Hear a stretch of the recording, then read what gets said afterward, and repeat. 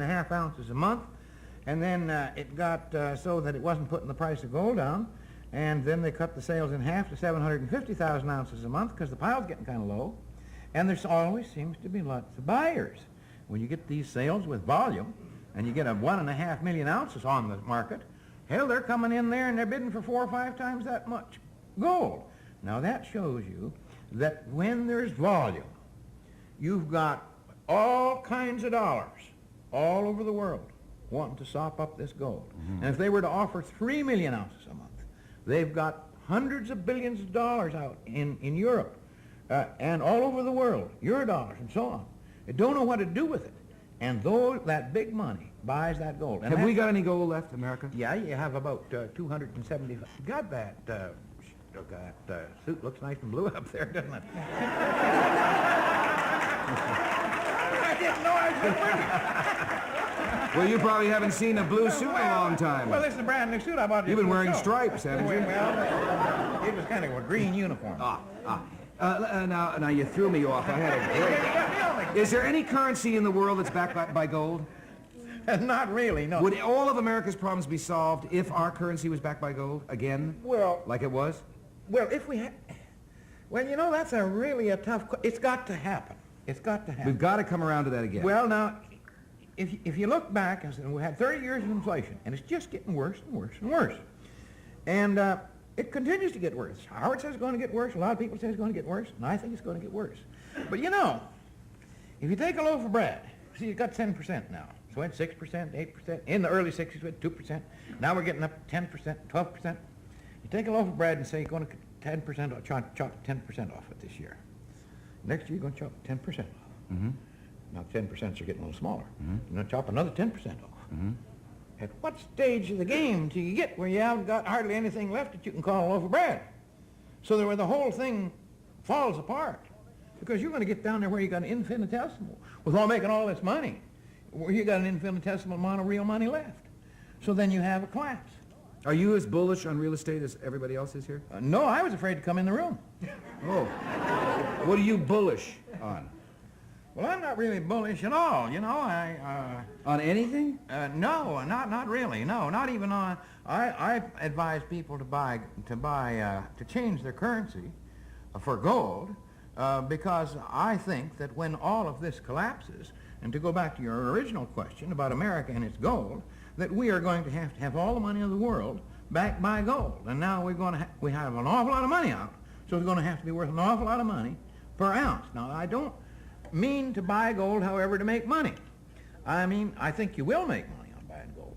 About silver? Well, yeah, but just a sec now. Now you got me mixed up. Well, I'm giving you an alternative. Oh, okay. If you're not that bullish on gold, are you bullish on silver? I'm bullish, you know, but I haven't quite finished explaining yet. I am bullish on gold. I want people to buy gold because it will hold its value when I don't think anything else will. And if we get a collapse of this real estate, a lot of this real estate money, like in the Florida example a few years ago, and other real estate crashes, a lot of this money that looks good on paper might not be there. But that gold will be there. And we're going to have to come back to it. It's going to be the basis of all money. Now, to go to silver, it has been almost about an equivalent investment with gold percentage-wise. Now, I'm getting a little leery of silver. I don't think you'll lose money with silver. But I think we are not only going into a recession. When the government admits the recession, I think you can pretty well say depression right then, because in the last recession, they didn't, far from forecasting it, they didn't even recognize it happened until 3 months afterwards. Really? No, they didn't. They didn't know it happened. Then afterwards, they admitted that we'd been in recession for a while. But if we go into a real bad crash here... Do you think we are? Oh, absolutely. For how long a period are we going to be in trouble? 10 years. Really, Mr. Myers? Yes, I think so. You don't agree with these? No, I agree with Vern.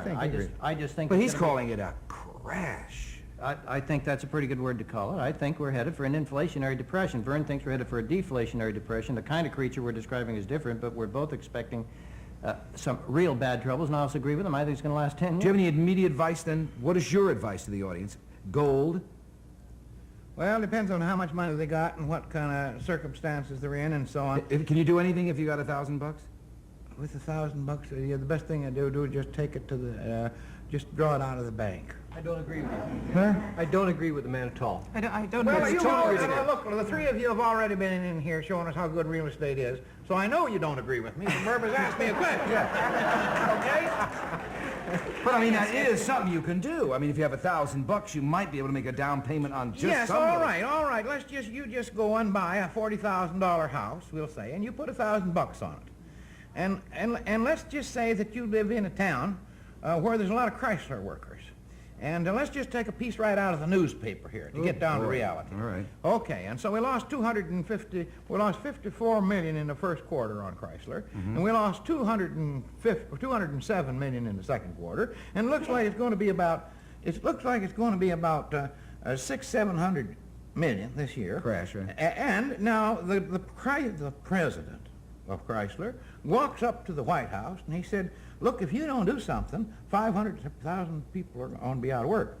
Now, what's he telling the White House? He's telling them that the real estate in town also is going to be a big problem. Yeah, and he's telling them that Chrysler is going bankrupt unless the taxpayers of this country Save it. bail it out. Now, he didn't go to the White House before he went to the banks. He didn't go to the White House before he went everywhere else. The White House is the last place he can go, and the White House can't do it. And they got to get the Congress to do it because it's on the taxpayers. You know, I mean, suppose your show's not going good. See, and you say, well, there's Dick Cavett and all those guys are against me there, but they're making money, and Johnny Carson and all those fellows, hate to mention their names. That's but, right, you know, but you say that, you say, So I hell, mentioned them. I own them. yeah, all right, we'll turn the shoe around as if yours was going bad and theirs was going good, you see. Right. So you're Chrysler, you see. Okay. So you go up to the White House and you say, you know, by golly, we're going to be, if you don't do something, there's going to be a lot of technicians out of work, Don Keene's out of work, Murphy's out of work, I'm out of work, I'm out of work. That's tomorrow. You know, now, we can't get money anyplace else. You do something. But that happened to Lockheed? What are you talking? Yeah, well, yeah, that's right, but their defense. I mean, they got a little more license for that because it's defense of the country. Right. And so I think they had to do something about Lockheed. But Chrysler is no different than you or me or the Are hamburger you man. saying, though, Mr. Myers, that there's going to be a lot of corporate crashes? Well, unless that you and the rest of taxpayers in this country are willing to put up the money and bail out this ailing motor company, which has proved over the last 6 years that they can't cut the mustard. Unless you're going to do that, they're going to be bankrupt, and there's going to be, now we're getting back to real estate, Yeah. and there's going to be hundreds of thousands of people there looking for a job. Now, let's say the taxpayers don't do it. Now, suppose you got some real estate there, and we come back to your $1,000 that you put down, and you put down it on a house of $40,000. And don't you think that house might go down $1,000 in price? Oh, yeah. Because if it does, your equity's wiped Yeah. out right now. It's wiped out when he's got But his on the other commission. hand, does the bank want to assume all those mortgages? They're going to get stuck with them. They certainly are, and that's why he should draw his $1,000 out of the bank. Oh, okay. We'll be right back after this message.